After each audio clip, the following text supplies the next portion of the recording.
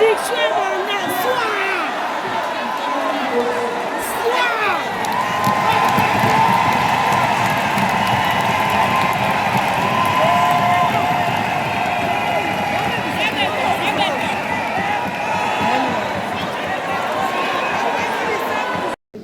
avec une vent de joie que je me retrouve parmi vous ce jour, à l'occasion de la célébration de la Journée internationale de la femme.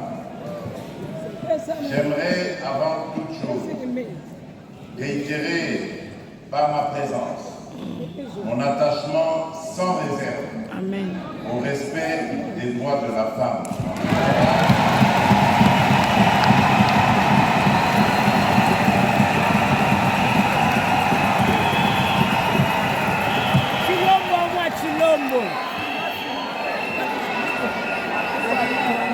Au respect des droits de la femme en général et à ceux de la femme congolaise en particulier. La Journée internationale de la femme est cette année célébrée de manière pieuse et dans la dignité en République démocratique du Congo en raison du deuil que notre pays observe des suites d'horribles massacres de nos compatriotes consécutifs à la guerre d'agression et de prédation nous imposée à l'est du pays.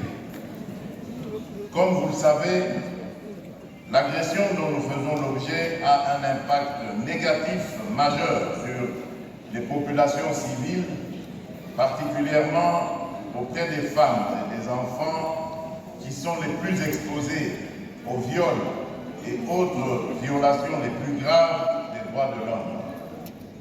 On dénombre à ce stade plus de 170 000 déplacés du fait de cette guerre contrainte de... À toutes les femmes, bonne fête de femmes et surtout pour le droit des femmes, c'est une fête pour le droit des femmes. Donc les femmes ne dormons pas sur nos lauriers, notre chemin reste encore long à parcourir.